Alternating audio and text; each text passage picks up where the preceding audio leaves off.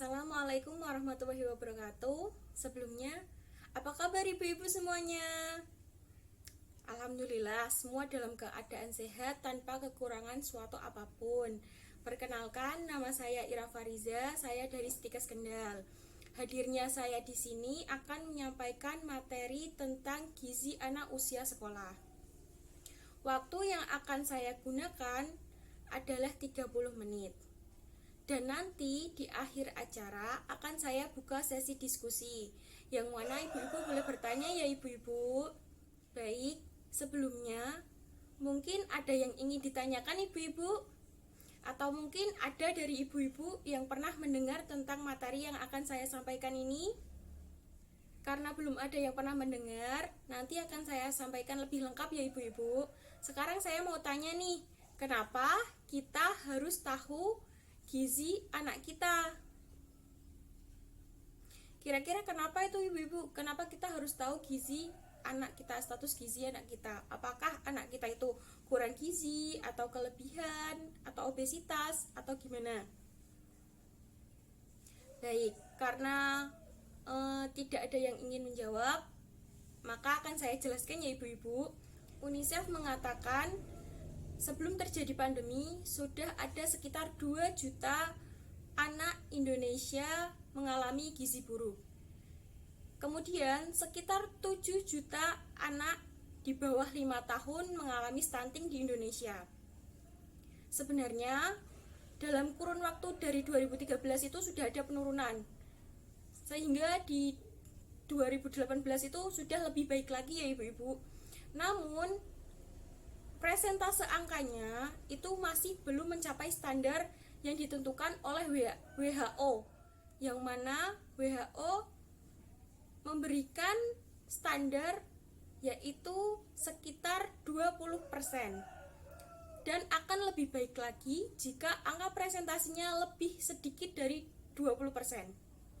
Baik, sekarang kita masuk ke materinya ya ibu-ibu.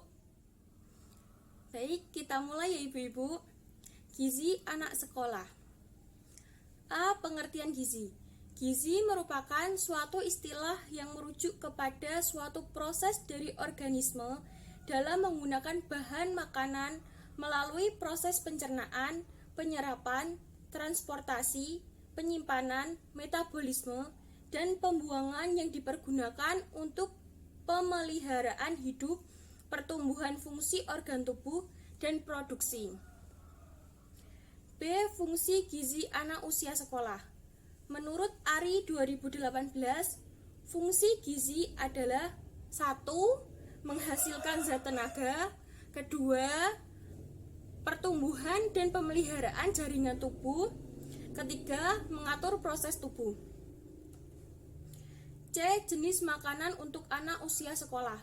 Menurut ARI 2016 lagi, terdapat 7 zat utama yang dibutuhkan anak usia sekolah, yaitu zat pertama yaitu karbohidrat ya ibu-ibu. Makanan yang kaya akan karbohidrat dapat menghasilkan tenaga dan cadangan tenaga bagi tubuh. Selain itu, makanan yang kaya akan karbohidrat juga dapat memberikan rasa kenyang. Karbohidrat itu dibagi menjadi 2, yaitu karbohidrat kompleks seperti padi, umbi-umbian, sagu, dan karbohidrat sederhana seperti gula pasir, gula aren, termasuk berbagai jenis sirup. Kedua, protein. Makanan yang mengandung protein dapat digunakan sebagai pemercepat proses dalam metabolisme dan sebagai zat pembawa, pengatur, penggerak, penguat struktur untuk pertumbuhan. Protein dibagi menjadi 2, yaitu protein hewani seperti daging sapi, daging ayam, daging kambing, ikan, telur. Kemudian protein nabati seperti kedelai, kacang polong, kacang merah, kacang-kacangan. Ketiga, ada lemak.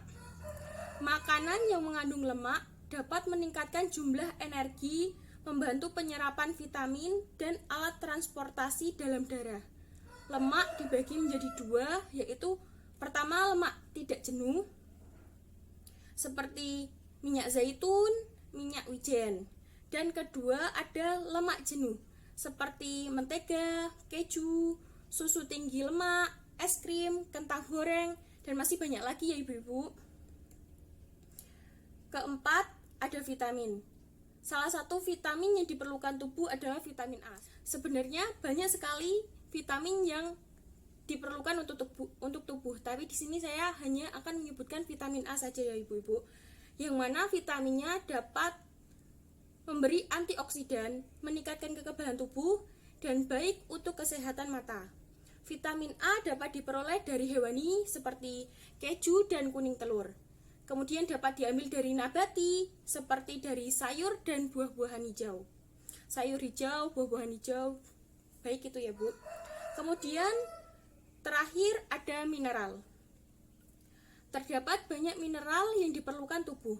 Salah satunya yaitu kalsium, yang mana fungsinya dapat membantu pembentukan tulang dan gigi dan membantu proses kontraksi dan relaksasi otot.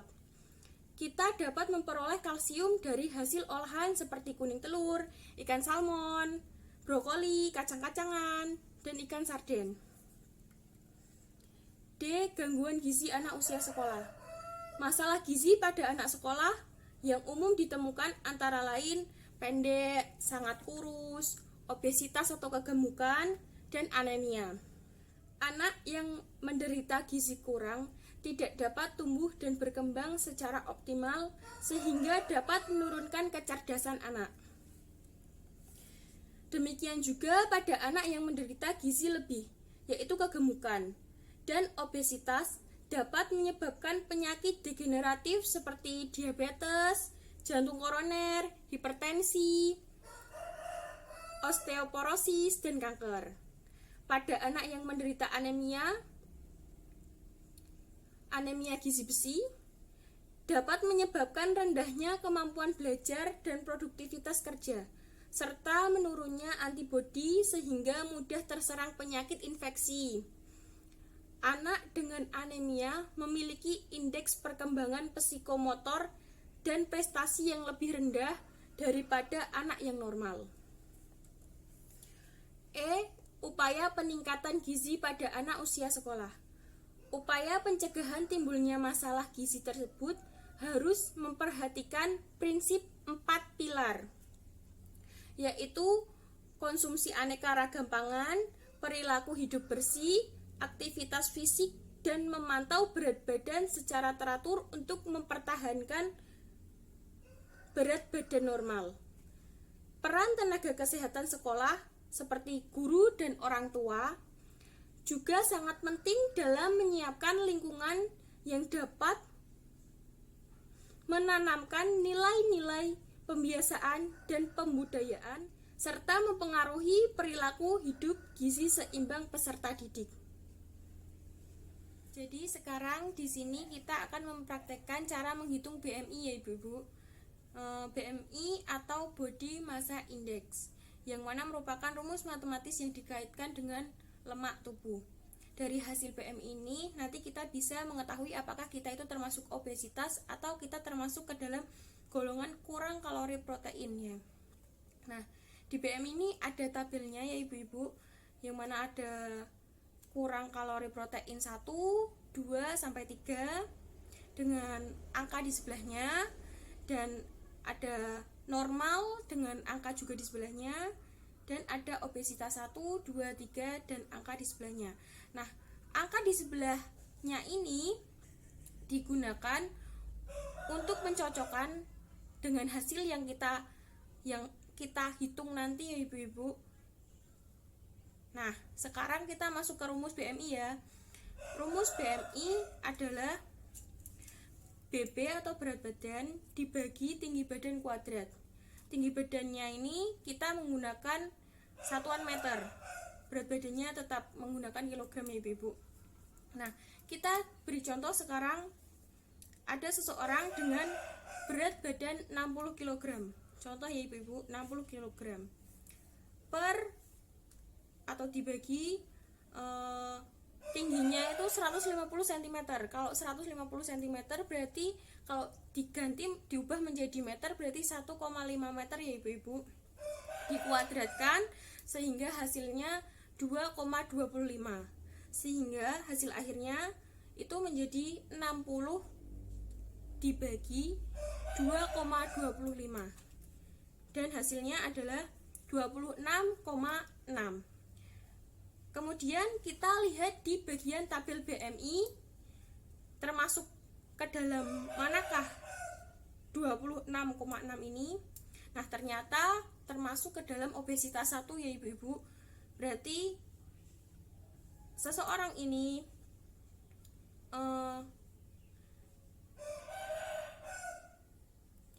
kelebihan sedikit berat badan. Sekarang saya beri kertas dan bolpen untuk ibu-ibu. Untuk ibu-ibu coba hitung ya ibu-ibu.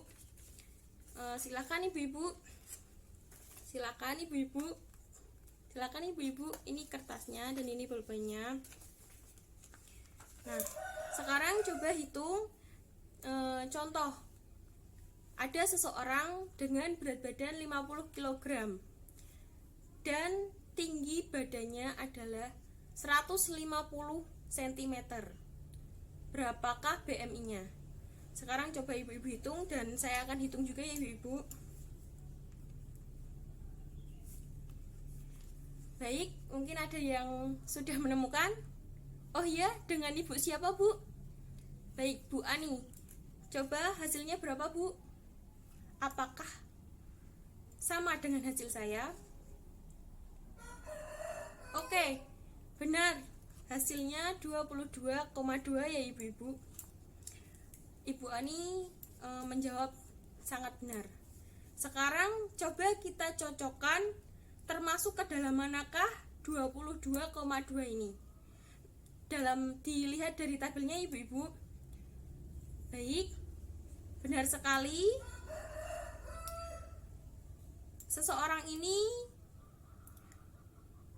normal, yang mana antara berat badan dengan tinggi badannya sudah pas ya ibu-ibu.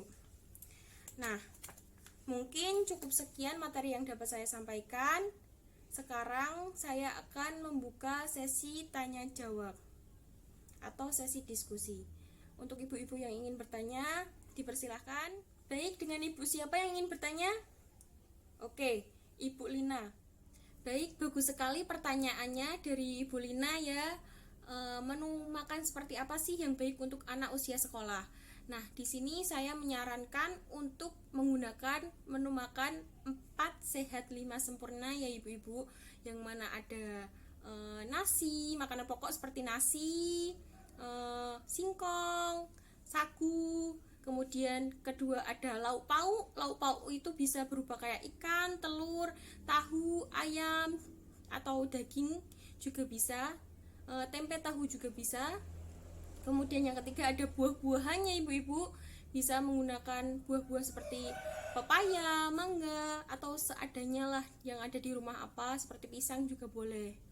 Kemudian yang keempat itu ada sayur-sayuran. Di sini bisa menggunakan wortel, bayam,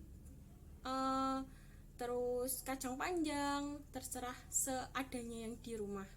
Kemudian yang kelima yaitu susu. Baik, apakah ada yang ingin ditanyakan lagi ibu-ibu? Ada yang ingin bertanya lagi mungkin? Baik, karena tidak ada yang ingin bertanya, sekarang akan saya tanya balik ya ibu-ibu. Siapa yang tahu apa itu pengertian gizi? Baik, dengan ibu siapa? Oke, Ibu Lia. Coba ibu jelaskan apa itu pengertian gizi ya ibu. Baik, bagus sekali. Beri tepuk tangan untuk Bu Lia.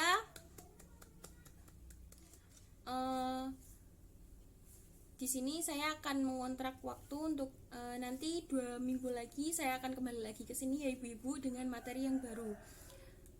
Di sini saya akan memberi kenang-kenangan yaitu berupa leaflet.